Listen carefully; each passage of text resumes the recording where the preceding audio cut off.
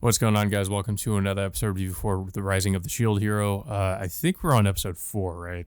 Yeah. Rising of the Shield Hero season 3. This is episode 4, and with me, as always, I have Blue Spade. Well, I mean, like you said before we started this video, just ever since This, season one, I yeah, was gonna say, like, this episode, it wasn't like, it was kind of a mixed bag for me, to be quite honest. Like, it, it felt like there were some things kind of missing, like that because like we were talking about before, there was a character that shows up at the beginning of this episode that I don't even remember, but I think she played like a really small role in season 1, so that's probably why I don't remember her. But the series act like we're supposed to know who she is, and I was genuinely questioning when I was watching it, like who is this person? But it's this character that Moriyasu starts talking to, and then we see that Moriyasu, like, we kind of see that he's in this like pathetic, sort of beaten down state, and we were not really sure exactly what's happened to him. I mean, that's kind of the same thing with the other heroes. Like, we're told they're missing at the beginning of the season again because they were missing in season 2 as well, and then the problem is we don't really know what's going on with the other heroes most of the time because it just focuses on Naofumi. So we just hear that they're missing and something happened to them. So we're not really sure like what's really been happening with Moriyasu, even though they do try to like fill us in, I guess, on what happened with him and somewhat in the events of season 2 when they were going up against the Spirit Tortoise and kind of like showing that I guess other party members abandoned him because they realized he was useless.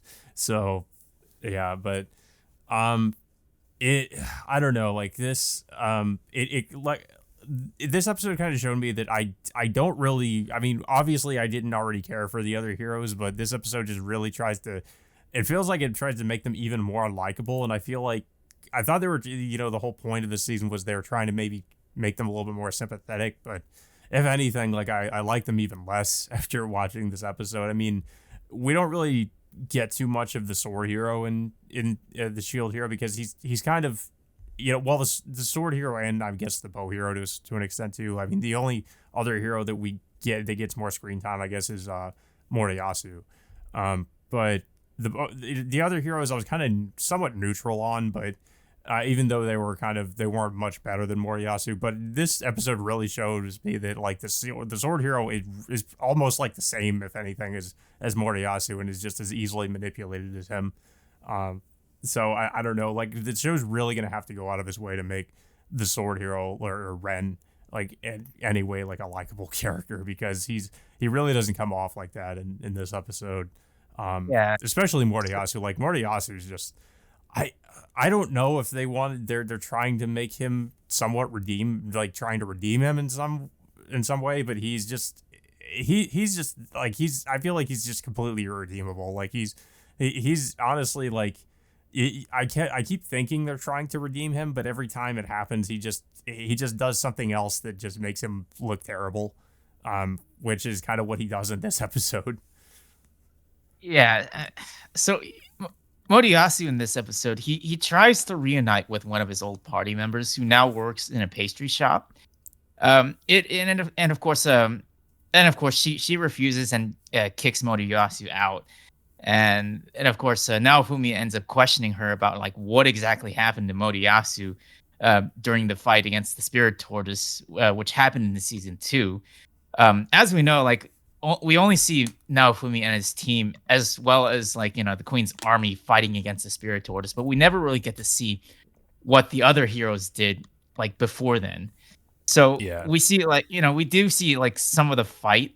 Um, uh, I guess with Moriyasu fighting against the Shield Tortoise, but in like what happens is like he has trouble taking this thing down, and which leads to not only mine but two other party members just straight up abandoning him during in the middle of that fight. Yeah, like he tries to break through the exterior and he just can't do it. Um, and I guess it just causes them to leave.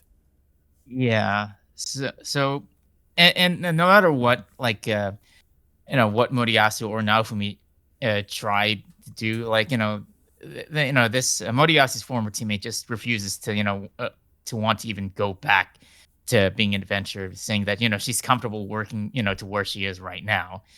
So Mm. they continue to try looking for Moriyasu, but in the process, Naofumi runs into Ren, who is at a nearby tavern, and Ren explains what exactly happened to his team during his fight with the spirit I tortoise. we should And also we find, mention too. There's another character that well, there's a scene with Naofumi in his village, um, yeah, where yeah, yeah, like they encounter that this girl who is of course like kind of revealed to be the murder clown, that we saw earlier, and she has this weird thing where she talks and it sounds like her like she has this glitchy sounding voice. I'm not exactly sure what that's about. Um, but she basically just comes there wanting food, and Naofumi just refuses her because he says he can't trust her, which honestly is kind of understandable. But they try to, I guess, make you sort of feel bad. But I mean, this character is just kind of like we really know nothing about her, and she just shows up at this point in the episode, and apparently just for food, and then of course Naofumi rejects her and she leaves, and that's kind of the extent of what she does in the episode. It was just kind of I don't know, I'm just kind of weird. Like maybe I get the idea, I guess, that she's supposed to be an important character, but she doesn't really that's all she's really done so far is like but the thing is, it's like I would think that Naofumi would at least keep her around to ask like what like about like those vague warnings she gave to them yeah, maybe to about get like some information out of her. yeah, but I don't know why that Naofumi would just straight up turn you know turn her away like that. I mean, you would think like with everything happening and the warning that she gave to Naofumi in the first place, you would think that he would that would be the first thing he would ask her about. But he just straight up like kicks her out of the village. Yeah, it was kind of a weird scene. Like, I mean, because yeah, Naofumi that she reveals who she is, and then Naofumi just kind of has her go away. I mean, I'm sure she's probably going to show up again, but um, I don't know. I'm not sure if she's like supposed to be an enemy or an ally because she's wanting food from Naofumi, but then at the same time she's trying to give him that warning too. So I don't know. I'm kind of curious about like her as a character, but that's all we really get from her in this episode. Um, Yeah. but yeah, like you were saying that. Yeah, but back at the tavern where Naofumi encounters Ren, like I said, like we find out that Ren's entire party, were all killed trying to fight the spirit tortoise. But um, rather than taking responsibility to what happens to his team, he just straight up blames them for being too weak. Yeah, And of course this sets off Naofumi saying that pretty much calling him out, you know, about like not only just Ren, but the other two heroes treating like this, treating this entire world and this whole situation like if it's some kind of video game. it's kind of funny he's said it like that too because I mean, well, technically, like the world they're in, I guess, is a alternate universe and not really a video game, but there's so many other isekai where they're trapped in a video game. Um, but yeah, so like he, of course, yeah, he tries to call him out, and they get into an argument. But then of course that's when Mine shows up, and she tries to she kind of tries to do the same thing she did in season one to Naofumi, and I'm kind of shocked that she even thought that this would. I mean, I'm kind of surprised this even worked. I mean, because this is the second time she's done this, and I mean, she just starts making all these wild accusations, and I'm just like wondering, like, where is your evidence of anything you're saying right now? Because of course, that she does the same thing in season one, and she'd already, gotten. It was proven that she was wrong, and she'll hear now. Here's another thing. We also find out that her slave crest doesn't work because Yeah. it only activates whenever she tells a lie, and we know obviously she's telling a lie, and for Yeah, I mean, whatever she reason, could have just done something to have it so that it, for whatever reason, it doesn't do that. yeah, But of course, Ren just believes, just kind of believes her without really questioning her much at all. And now Fumi tries to convince Ren, or tries to argue against her, and tries to convince Ren that she's pretty much lying. Um, yeah, and Motoyasu also gets into the conversation as well. Well, he's begging Mine to come back, but uh, Mine, of course, like turn like just basically just shoots him down, saying basically accusing Moto Oyasu of assaulting her too, which is like, Like, to me, that makes her even less credible. Like, she's also throwing that accusation at him too. Um, and I mean, also, she's pretty much a proven liar. I guess nobody really cares about that because they, of course, like I said, Ren just believes her, and that's when Ren decides to start like pretty much starts to try to fight Naofumi, because he uses like one of his sword skills in the middle of the tavern.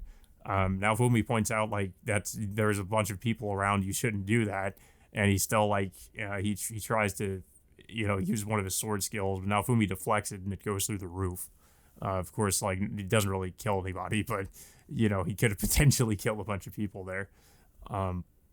But and then he uses another, I guess one of his sword skills is some kind of a teleportation ability, because he uses it and then him and Mai just disappear. So I guess they teleported somewhere. Um, yeah, and then of course Moriyasu is left behind. And he's just as pathetic as ever, because he was trying to get back, get Mine to give it, or to get join his party again. And she of course turns him down. And now he's just like in this despondent, like depressed state. Now that I guess that he's been rejected by Mine. yeah. Until he sees like Philo going into idle mode in this episode. This is a weird scene too. Yeah, Philo just starts singing in the middle of the tavern, and Moriyasu sees this, and now he's just like, I mean, we already knew he was attracted to Philo before, but I guess he's heard her singing. Now he just is, I don't know, like completely like dedicated to I'm not even sure, like trying to get with her romantically or what he's trying to do, but yeah, he's like trying to go after Philo now, and I guess he's gonna do whatever he can to maybe get with her or something, and including, I guess, trying to join up with Naofumi. But of course, Naofumi doesn't really want him to come along with them. He just kind of he also sort of like rejects him. So, which is kind of funny. Like, I don't know. I guess maybe he's gonna be like trying to join up with Naofumi's party in this season, and maybe I don't know. But I mean, it's an interesting way for Moriyasu to join the Shield Hero, because I don't know, he's romantically obsessed with Philo now. I guess so. Yeah. Like it's funny because really nobody in this series seems to really like Moriyasu. I mean, it's funny because when he tried to, he basically like referred to Naofumi as like his father-in-law in a way, because he's like trying to treat it like, I guess he's trying to court Philo or something. But of course, Philo is creeped out by this, and and then he like throws an insult at Raphtalia, and she just like, I guess she just beat him up or something off screen. Yeah. So yeah, he just gets left behind. But yeah, that's kind of where things end with the episode. Like, is Naofumi, I guess, is going off to, I guess, to chase after Ren and Mine. But Yeah, I mean, and there's also the issue with Itsuki, the bow hero, as well. So we don't know what yeah, happened to him. So I mean, we'll have to see. But this is this was a weird episode, to be honest. yeah, Um, yeah. It's just because I felt like they were gonna try to redeem the other heroes in this season, but so far it's like they really like the sword hero is about, like I said, about as bad as Moriyasu. I mean, so like they're really gonna have to go out of their way to try to make them seem yeah, like decent I, people. I mean, of course, this episode goes to show how far they have fallen since then, and I'm guessing Yeah. the remainder of the season might showcase their eventual like path to redemption in a way, maybe. But it just but this episode, of course, backs up the fact that of like how much more unlikable they are ever since season one. Yeah. But yeah, I don't have too much else to say about the episode. Like, it wasn't a bad episode, but it was definitely like it's like it wasn't like a great episode at the same time. Um, and I don't know. Like, I mean, I guess it's trying to establish mine as a kind of as a villain again by trying to manipulate people. But the thing is that she's really not good at manipulating people. I mean, I find it hard to believe that most people would really believe her after, she's been proven to be she's a proven liar. But I don't know. I guess that doesn't matter I mean, I mean, she even tried to kill her own sister just to, get the throne. So yeah. I mean, overall, this season, the third season is already a much better improvement over season two, in my Mm-hmm. opinion, because there's a, the reason being is like we like Modiyasu, mine, and the other characters were absent since the second season, and I'm kind of glad that they brought them back because it makes the story a little bit more engaging in a ways. Yeah, I mean it's a lot more interesting than them just trying to fight against the spirit tortoise. But yeah, I mean because it involves like the characters that we've already been introduced to in season one, and it's I don't know. I feel like they probably could have done something to make the spirit tortoise arc work, but the way it was executed just wasn't good. Same thing with the other arc in season two. Um, but yeah, so I guess that all being said, guys, until next time, we will see you all later.